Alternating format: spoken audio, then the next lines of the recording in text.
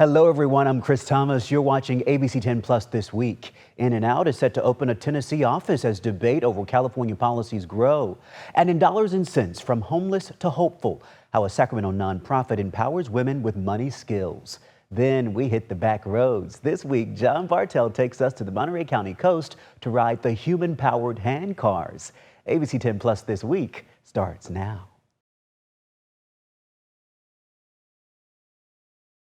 And we're learning new details tonight in the deadly Lake Tahoe boating accident just last month that killed a DoorDash executive and 7 of his family members and friends.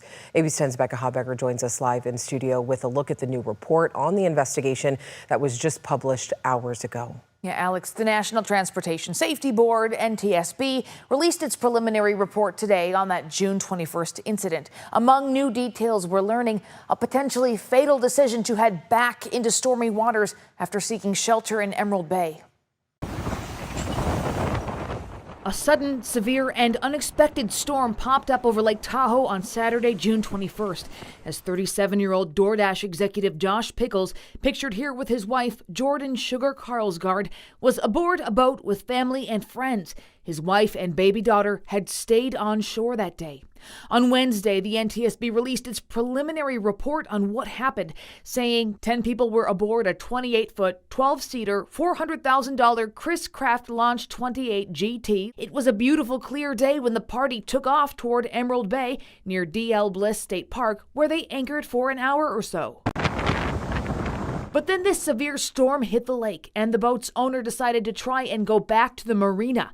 However, after getting underway, the winds, rain, and waves increased, and he decided to return to Emerald Bay.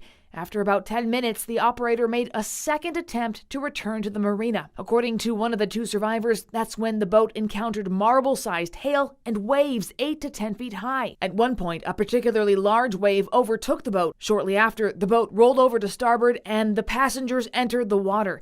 The survivor recalled that it started snowing after the boat rolled over while the people were in the water. Cold water shock can cause involuntary gasping. So if somebody accidentally ended up in the water unintentionally, this could cause things like loss of muscle control and other things that make it impossible to swim and stay afloat. Melissa Miranda is boating education and outreach manager with California State Parks. She encourages all boaters to wear life jackets. If you're wearing a life jacket and end up in cold water, your chances of survival are going to be better. One of the 2 survivors was wearing a life jacket. The other was clutching one. They were rescued by a hiker and State Parks lifeguard. In response to the NTSB report, a spokesperson for Josh Pickles' family sent ABC 10 a statement saying, "The NTSB report confirms the deep tragedy of this accident, which claimed the lives of Josh Pickles, his father, mother, uncle, and friends. Jordan Sugar Carlsgard is profoundly thankful for the rescue efforts made by so many first responders and Good Samaritans in this tragic situation." As for boating safety on Lake Tahoe, Justin McHenry, aquatic specialist with State Parks, says keep in mind the water temperature. Despite a summer day, it might be 80, 90 degrees of the air temp. The water temperature in Tahoe rarely exceeds like 65, even in the warmest of the fall months. When you're approaching water recreation, you need to do so with the water temperature in mind, having appropriate layers and the appropriate way to warm up folks that were in the water when they come back aboard. State law requires anyone under 13 to wear a life jacket, and new this year, State Parks says anyone operating a motorboat in California is required to have their California Boater Card. That takes successfully passing an approved safe boating course, then applying for the card and paying a one-time $10 fee. More info at californiaboatercard.com. Alex. And now to the other top story. Today marks 3 weeks since the Esparto fireworks warehouse explosion. It left 7 people dead. And tonight, the California State Fire Marshal is providing an update on their investigation after suspending all licenses of the 2 pyrotechnic companies involved. It comes at the same time a lawsuit has been filed against those companies. ABC 10's Roxanne Elias is live at the scene of that warehouse explosion. Roxanne, what are you hearing from the people who live out there? Well, Laura, there are some residents out here that have just been able to return to their homes a few days ago after being evacuated back in July 1st when everything happened. They tell us that now they're worried about some of the long-lasting effects they feel the fire and the fireworks will have on these crops and farm fields. Weeks after the Esparto fire, farm workers have begun the hard job of removing large items of debris that were dropped into their crops during the explosion on July 1st. On Tuesday, this was a pile of twisted metal dragged out of an almond field across from where it all happened. At the same time, Esparto residents showing up at the Yolo County Board of Supervisors meeting to express their concerns. I'm concerned about, I know you guys had a huge discussion about the explosion last week, how deep it really goes. I dare not speak against what may be going on in Yolo County, but it's concerning to have ammunition, explosives, and to have no one accountable for it. This was the ammunition we were able to see through a fence after all roadblocks were removed for the first time this weekend. State Fire Marshal Chief Daniel Berlant says their focus now is on interviewing witnesses. Then that may open up additional steps in the investigation. From there, we'll follow up on leads, continue to analyze the evidence that has been collected. All of this to try to work for us to piece together exactly what happened the moments before the explosion. The first lawsuit has also been filed against Kenneth Chi, the owner of Devastating Pyrotechnics, Craig Cutright, the owner of Black Star Fireworks, and Yolo County Sheriff's Lieutenant Sam Machado, who is the owner of the property. According to Etta James Farming, they are suing for damages done to their 74 acres of crops and farm equipment. It was a preventable event. We specialize in handling these kinds of cases, and certainly it's not something that would happen unless people aren't following the correct procedures. These are extremely dangerous materials. There are certain standards and protocols that need to be followed. And when they're not, really bad things can happen. Esparto residents say they now want to see justice served for the 7 people who lost their lives. So again, I'm sorry that who it is, and we don't like seeing this for public officials, but we have to be accountable for the actions and the deaths that happen.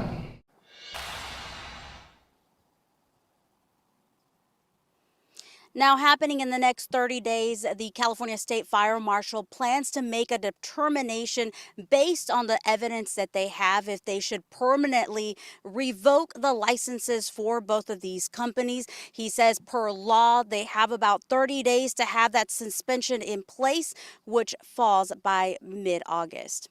I'm live in Esparto. Roxanne Elias, ABC10. Yeah, still lots to track as this investigation unfolds. Keep us posted as you learn more. Roxanne, thank you. Well, they have called California home for the past 77 years. Now the CEO of InNOut says that they are moving out of the state. Lindsay Snyder is the granddaughter of InNOut's founders and has been running the company for years. She says that she's now moving the business to Tennessee. The announcement has many people divided on the issue, as you can imagine. But tonight, one California lawmaker is blaming the governor, while economists say that the state's policies are to blame. I want to bring in ABC10's Jeannie Nguyen, who joins us in studio with the details and, of course, the governor's response on all of this. Jeannie? Well, Alex, the popular fast food restaurant CEO made this announcement during a podcast interview. And to be clear, a majority of InNOut stores will stay open, but the CEO admits it's been difficult raising a family and running a business here in the state. Well, I can't say that I'm surprised. I'm not surprised. I'm disappointed. Often referred to as a California staple, InNOut's CEO says the company is moving east. Lindsay Snyder recently appeared on a podcast saying she will move her family to Franklin, Tennessee, and build an office there. She adds the company will still have its Baldwin Park headquarters and keep the majority of its stores open, but close its Irvine office.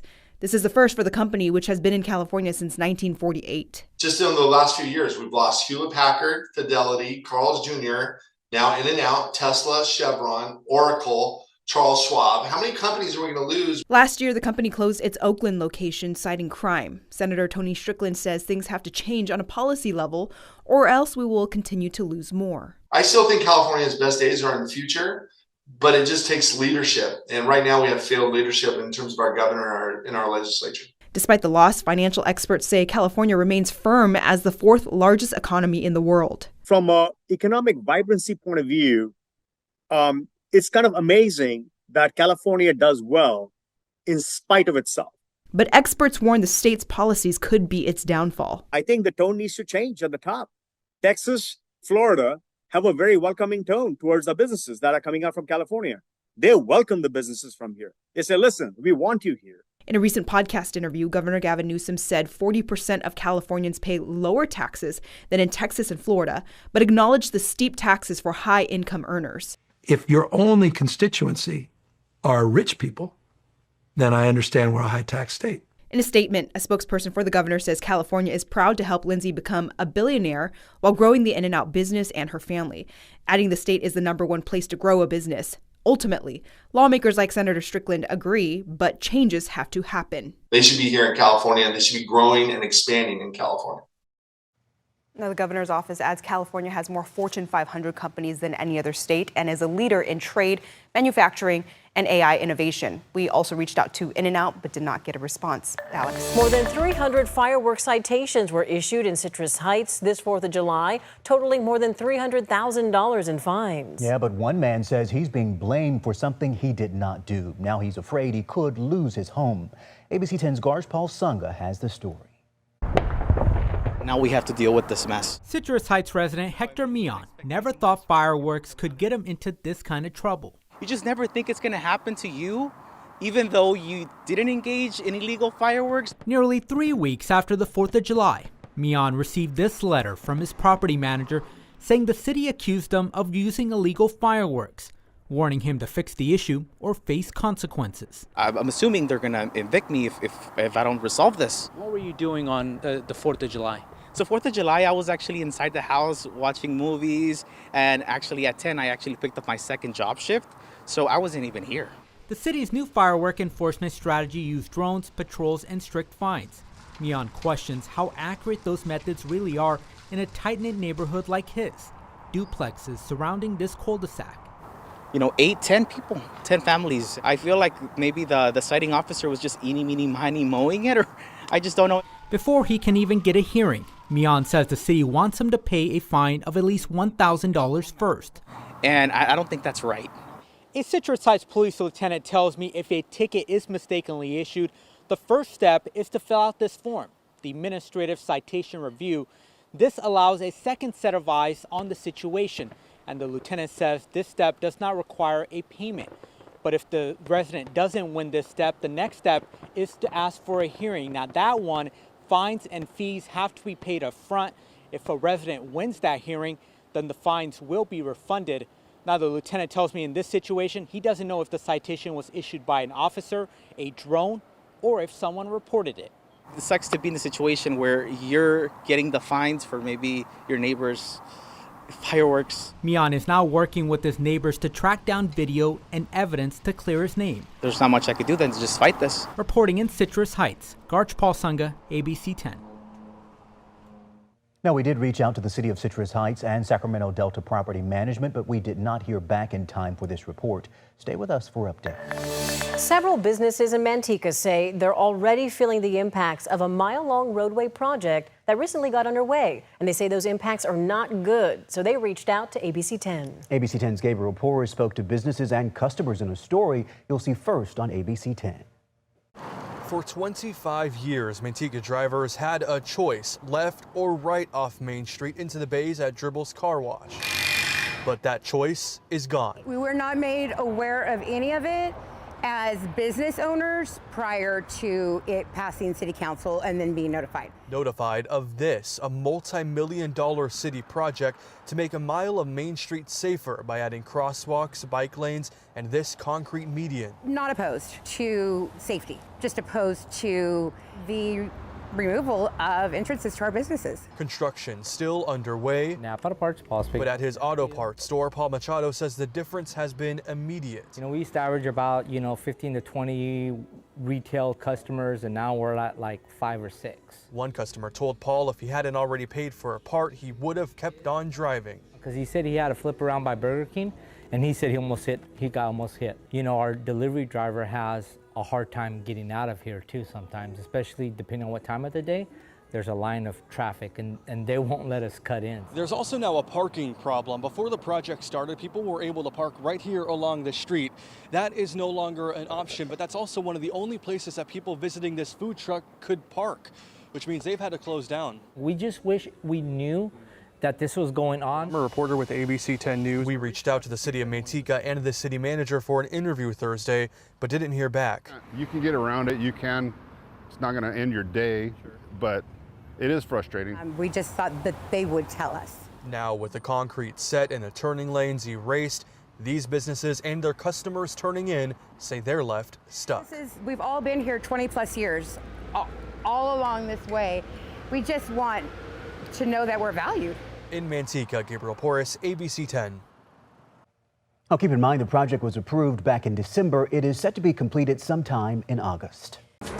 In tonight's Dollars and Cents, the power of financial literacy. You can change your life by learning more about your money. That's what a group of women in Sacramento are trying to do as they overcome hard times and build their confidence through financial independence. I was actually homeless for a very, very long time, about 13 years.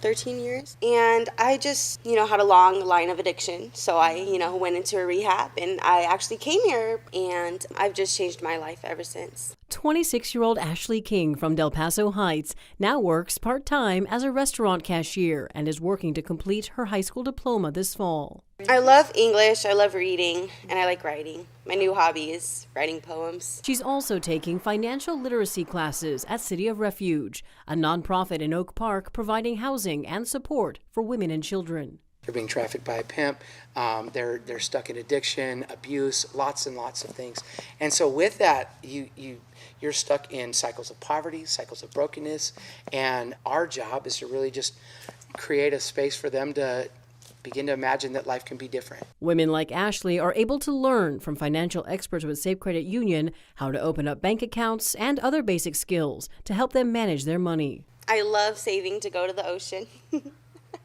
Another thing is I would love to save for just a down payment on an apartment. The free courses are part of a pilot program between City of Refuge and Safe Credit Union, which is also sponsoring their housing needs thanks to a $20,000 grant. Participants will get financial coaching, workshops, and a chance to open a bank account, all on site. You can go get a job, but if you don't know how to use what's in your hands, you're not going to know how to spend it. Financial literacy and financial education are really the backbone of economic success. We really want to break down those barriers and provide resources and education that are going to help them build their financial future and eventually establish long-term success. According to the FDIC, in 2023, nearly 6 million U.S. households were unbanked, meaning no one in the household had a checking or savings account.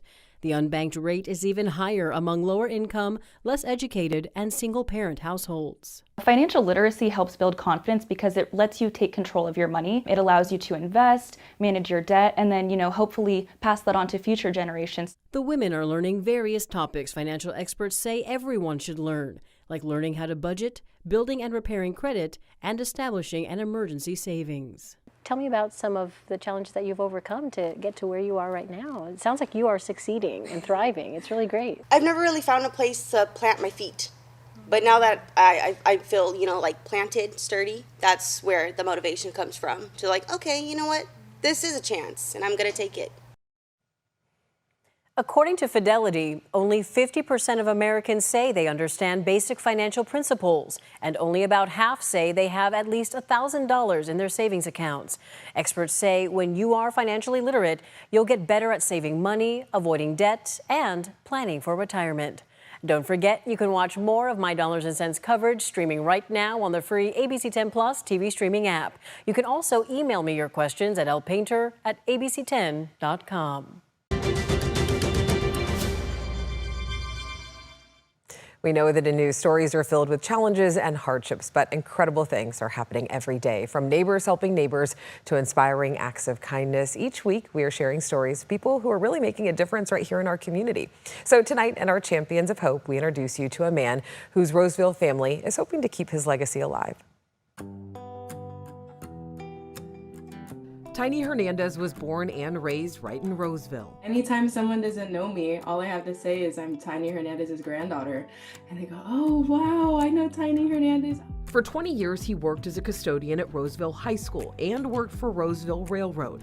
Over the decades, he mentored hundreds of young athletes in both baseball and football, always showing up with a glove in one hand and words of encouragement in the other. Coaching was his hobby. He takes so much pride in it. I would say he shares more about coaching than anything. Now his granddaughter Marissa Hernandez is hoping to make his legacy permanent by having a park or street named in his honor. A lot of the parks, I mean, they're named after someone, and it's usually because they made an impact on the community. And I go, I mean, if these people can do it, why can't I do it? We've been here for generations. My grandparents went to Roseville High School. They met in high school. Happy anniversary! Happy anniversary! Marissa brought the idea to the city of Roseville, starting with a petition that has gathered over 600 signatures and heartfelt messages. It went from 100, 200, 300, and right now we finally hit 600 signatures, and it's been overwhelming. My grandpa can't even believe it.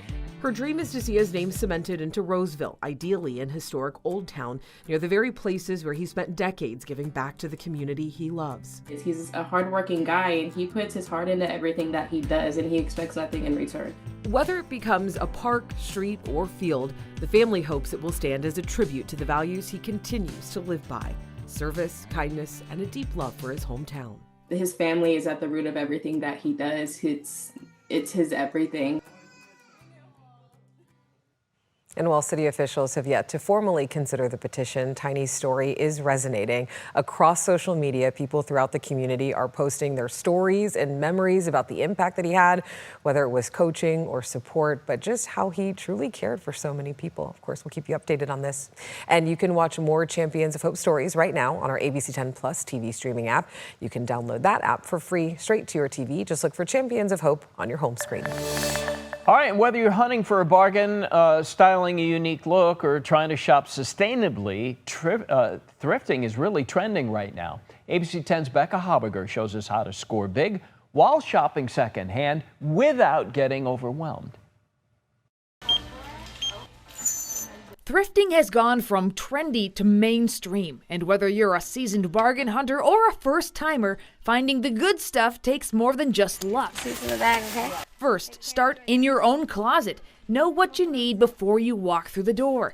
At Goodwill locations, shoppers are greeted with in-season styles right up front. Right now we're hitting into the heart of summer. So you've got, the jackets and ski gear and long pants and sweaters. We move them maybe away from the front of the store, make it easier for shoppers to come in and find swimsuits. Goodwill Sacramento Valley and Northern Nevada's Chief Retail Officer Jeff Norquist says women's clothes make up the majority of their inventory, and it tends to move fast. 60% of all the clothing we put out is women's clothes, and of that, it's again, back to seasonally trended items. I would say in the wintertime, long sleeve women's blouses are probably our best seller. In the summertime, it's short sleeve women's blouses. But again, we've got everything for everybody. Another tip: don't sleep on the men's section. It's easier to navigate, and it's a gold mine for some. I mean, it's colorized, it's sized, and it's right near the front. It's easy to navigate, so if you're a man looking for a shirt or a belt or pants, you can find it pretty easily as well. Also, where you shop matters too. Different neighborhoods offer different styles. For example, more fashionable pieces may be at a thrift store near a college campus. Vintage pieces might be in an older, more established neighborhood. And don't buy something just because it's inexpensive. A good question to ask yourself: would I pay full price for this? At Goodwill, they use their own system to make sure you don't pay full price. Well, we have a good, better, best brand list, and we've recently lowered our prices across the board. So we train all of our processors in the warehouse on different brands and price it on a sliding scale based on those brands. In Roseville, Becca Habiger, ABC 10.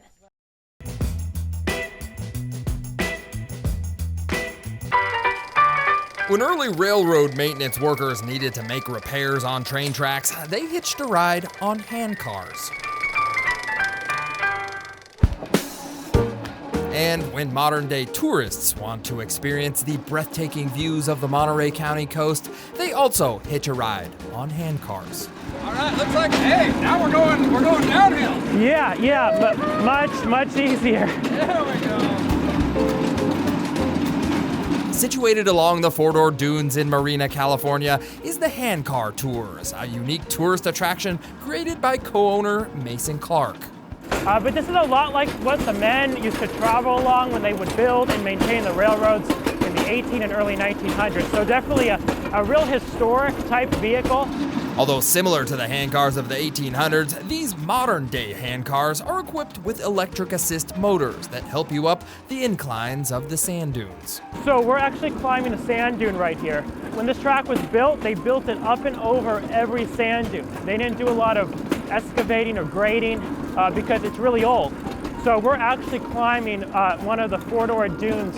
The 6-mile handcar tour takes you along the historic Monterey Branch Line, which was built in 1874 by David Jacks, who was not only a real estate mogul and railroad baron, but also was credited with popularizing a famous cheese. It was built by a man named David Jacks, the founder of the Monterey Jack Cheese Company. The Monterey Branch Line brought great prosperity to Monterey County and David Jacks. This railway is what allowed Monterey to develop into the flourishing economy we see today. Before the railway, there was nothing here. Passenger and freight trains ceased operations in the 1990s. The track lay dormant until Mason and his dad Todd opened up the handcar tours in 2021. I had a passion for handcars. When I was 13, I got into handcars. Not these, but like the ones you talked about in the TV shows. I used to build replicas, and I sold those all over the world. Not only did Mason build replica handcars, he also built the handcars used on the tour today. So I'm a mechanical engineer. When I was in college, I started developing the very car we're on. It was about a 3-year process. A big part of Mason's business was actually to teach people about the history of handcars. Between 1879 and about 1900, they were very common. And then 1910 is when the combustion engine started taking over. Mason and his dad actually started one of the only museums dedicated to handcars. So this is called a velocipede. It's a 3-wheel handcar. And how this one works is you would have 2 people, one on this side and one on this side. There are many ways to experience Monterey County's coast. As we get up to the top, the summit, we're going to have some pine forest we're going to go through, Monterey pines, and then we're going to see a sweeping view of the bay out there. But from the Monterey Branch Line, both beauty and history collide. Riding the handcars on the Monterey Branch, I'm John Bartel. Hope to see you on the back roads.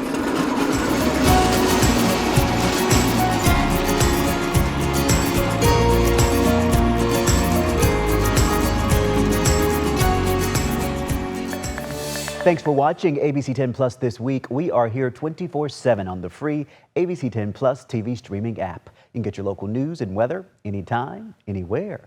I'm Chris Thomas. We'll see you next time.